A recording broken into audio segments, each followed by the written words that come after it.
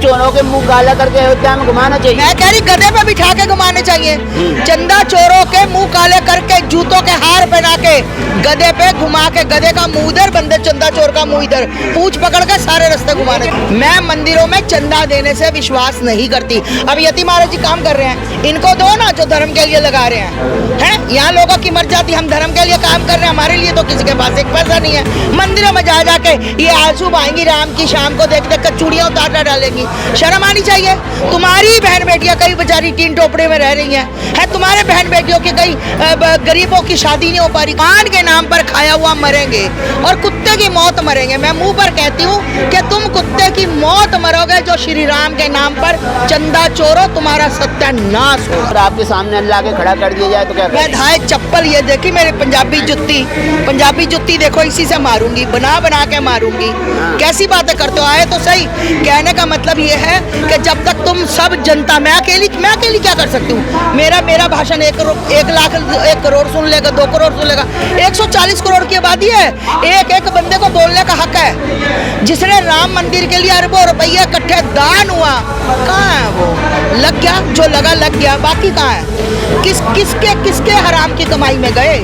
किसने श्री राम प्रभु के राम पे पैसा खा लिया? मैं व्यापारी से, बॉम्बे वाले से पूछती हूँ, अगर तूने वहाँ चंदा वो भेंट किए, चरण पादुका किए, मुकुट किया, कंगन किए, क्यों किए? तुम कहीं किसी गरीब की बेटी की शादी कर देते उस चांदी के पैसों की, तुम्हें कितनी दुआ मिलती। खा गए, चोरों के पेट में गई वो चरण पादुका, भाग गए होंगे, बात दिया होगा, खत्म कर दी होगी कहानी। अब कौन सी पादुका ढूंढ रहे हो? अगर किसी गरीब का घर बसाया होता, आज रोज वो खाना बनाती, घर पे छत पे बैठी होती और दुआएं देती। चंदा चोरी का मामला सामने आया है और SIT का गठन हो गया है और योगी जी कह रहे हैं 15 दिन के अंदर न्याय मिलेगा, जो भी दोषी पाए जाएंगे उनको जेल के अंदर डाला जाएगा। देखिए, पहले तो सभी को मेरा हर हर महादेव। कहने की बात ये, अगर योगी जी ने आप लोगों को तसल्ली दी, हम लोगों को तसल्ली दी, पूरी जनता को तसल्ली दी है, तो कहीं ना कहीं योगी जी सही बोल रहे हैं। 15 दिन उन्होंने टाइम दिया, हो सकता है 15 से 10 दिन में ही वो चीज़ कर दे और चोर बाहर आ जाए। ठीक, बिल्कुल होना चाहिए। आज राम मंदिर चोरी हुआ, कल महाकाल होगा, परसों कोई और होगा। ये तो चोर घर में ही है, चोर बाहर का तो है नहीं। तो मैं तो कहती हूँ पकड़ के कड़ी से कड़ी सजा दी जाए, ताकि अगला कोई चोर पैदा ही ना हो पाए।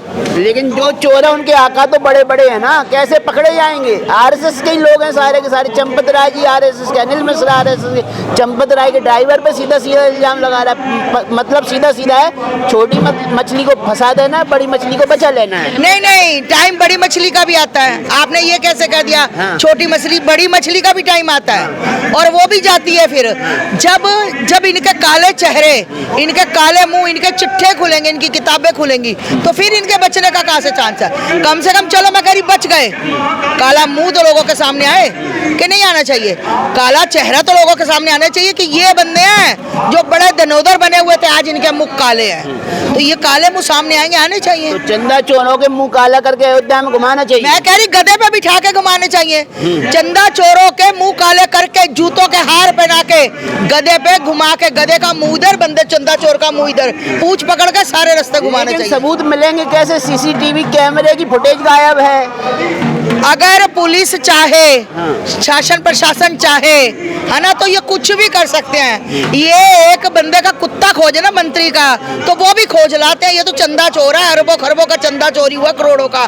बाकी रही, अगर इनकी नीयत सच्ची होगी ना, सारी CCTV फुटेज, सारे चंदा चोर एकदम बाहर आ जाएंगे। अगर नीयत में खोट होगा तो कोई कुछ नहीं कर सकता। लेकिन ये तो सरासर अन्याय है माता जी। गरीब लोगों ने राम जी के नाम पे अपनी बिछुड़ी, चांदी की पायलें, कान के झुमके सब चढ़ाया है, और इस तरीके से अगर वो चीजें गायब होंगी, चंदा चोरी की जाए, कैसे अब विश्वास बनेगा मंदिरों के ऊपर, ट्रस्टों के ऊपर? बिल्कुल नहीं बनेगा। और मैं तो यही कहना चाहती हूँ, जो महिलाएं, बेवकूफ महिलाएं खास करके, क्योंकि महिला भावुक जल्दी हो जाती है ना, मैं तो यही कहना चाहती हूँ कि महिलाओं, जो तुम राम जी की शक्ल देख के ऐसे कड़े उतार के, ऐसे झुमके उतार के, शर्म आनी चाहिए। अगर तुम्हें यही लग रहा है कि हमें दान ही करना है, तो बेच के किसी गरीब की शादी कर दो ना, उस बेटी की शादी कर दो, उस बेटी का, उस बहन का घर बना दो, जिसके घर की छत नहीं और टीन टप्पर में वो रहती है और टीन चो रही है, वो तुम्हें पुण्य लगता है, ना कि तुम्हें राम मंदिर में जाकर दान किया हुआ पुण्य लगता है। नहीं, मंदिरों में सिर्फ मंदिरों के पंडित खाते हैं। अपने हाथ से किया हुआ दान तुम्हारा सदा तुम्हें तुम सुख देगा। भावनाओं में बह के तो चंदा तो आपने भी दिया होगा राम मंदिर मैंने एक पैसा नहीं दिया। अब 501 रुपए जब पर्ची कटाने दे दिया, ज्यादा हो गया। मैं तो विश्वास ही नहीं करती हूँ। मैं तो मंदिरों में जाती हूँ, मैं देती नहीं हूँ। मैं तो बाहर कोई भिखारी होता है उसको भोजन करवा देती हूँ, 2 हो 4 हो, हाँ भाई भोजन करना है। मैं तो भिखारी के हाथ में भी नहीं पकड़ाती हूँ, मैं नहीं पकड़ाती हूँ। मैं पूछती हूँ भूख लगी है, खाना खा ले। मेरे तो जो गली में सफाई करती ना, मैं बालकोनी में उसको बोलती बेटा इधर आ जा। मैं ऊपर से, आप लोग तो मेरे घर आते हो, पता जीरा बोतल तैयार होती है, मैं फ्रिज में से निकल के जीरा बोतल नीचे फेंकती हूँ कि पकड़ो पियो, तुम्हारे अंदर ठंड पड़े। मैं मंदिरों में चंदा देने से विश्वास नहीं करती। अब यति महाराज जी काम कर रहे हैं, इनको दो ना जो धर्म के लिए लगा रहे हैं। यहाँ लोगों की मर जाती, हम धर्म के लिए काम कर रहे हैं, हमारे लिए तो किसी के पास एक पैसा नहीं है। मंदिरों में जा जाके ये आंसू बहाएंगी राम की, शाम को देख देख कर चूड़ियां उतार डालेंगी। शर्म आनी चाहिए। तुम्हारी बहन बेटियां कई बेचारी टीन टोपड़े में रह रही हैं, है तुम्हारे बहन बेटियों की कई गरीबों की शादी नहीं हो पा रही, कर दो ना शादियां। माता जी चंदा की रसीदें गायब हैं। एक व्यापारी बोल रहा है मुंबई का, मैंने चरण पादिका चांदी की भेंट की थी, मुकुट भेंट किया था, कोई रसीद नहीं मिली आज तक मुझे। क्यों मिलेगी रसीद? किसने कहा था भेंट करने के लिए? मैं व्यापारी से, बॉम्बे वाले से पूछती हूँ, अगर तूने वहाँ चंदा वो भेंट किए, चरण पादिका किए, मुकुट किया, कंगन किए, क्यों किए? क्यों किए? तुम कहीं किसी गरीब की बेटी की शादी कर देते उस चांदी के पैसों की, तुम्हें कितनी दुआ मिलती। खा गए, चोरों के पेट में गई वो चरण पादिका, हग आए होंगे, बात दिया होगा, खत्म कर दी होगी कहानी। अब कौन सी पादिका ढूंढ रहे हो? अगर किसी गरीब का घर बसाया होता, आज रोज वो खाना बनाती, घर पे छत पे बैठी होती और दुआएं देती। चंपत राय जी के ड्राइवर बोल रहे हैं सोने की ईंटें बना दी गला के। मैं कह रही हूँ सोने की ईंटें छोड़, अच्छा ये गला के बना दी, ये कितनी देर, ये पटानामा लिखवा के है कि ये सारी जिंदगी जिएंगे? मरेंगे ये लोग, भगवान के नाम पर खाया हुआ मरेंगे, और कुत्ते की मौत मरेंगे। मैं मुंह पर कहती हूँ कि तुम कुत्ते की मौत मरोगे जो श्री राम के नाम पर चंदा चोरो, तुम्हारा सत्यानाश हो। लेकिन माता जी अगर ऐसे चंदा चोर न्यायालय के माध्यम से जेल में जाना चाहिए, राम भक्तों के हवाले कर देना चाहिए, राम भक्त इलाज करें ऐसे लोग। मैं कह रही हूँ कि जो चंदा चोर है पूरी जनता के बीच में खड़ा कर दो। ये चंदा चोर है, जिन्होंने चंदा दिया है ना, जिनके अंदर रोष है, साला वो चंदा निकलवा लेंगे तुमसे अच्छी तरह। मैं कह रही हूँ जनता को जागो और अपने धर्म के लिए, अपने हक के लिए लड़ो। वो पंजाबी में कहते हैं ना, मेरा हक इत्थे रख, मेरा हक इत्थे रख। साले ठोको, इनके बना बना के जबाड़े ठोको। एक पुजारी अगर चोरी करता उसको ठोकोगे, बाकी कोई बंदा आगे नहीं। चंदा चोर आपके सामने ला के खड़ा कर दिया जाए तो क्या? मैं धाए चप्पल, ये देखी मेरी पंजाबी जुत्ती देखो, इसी से मारूंगी, बना बना के मारूंगी। कैसी बातें करते हो? आए तो सही।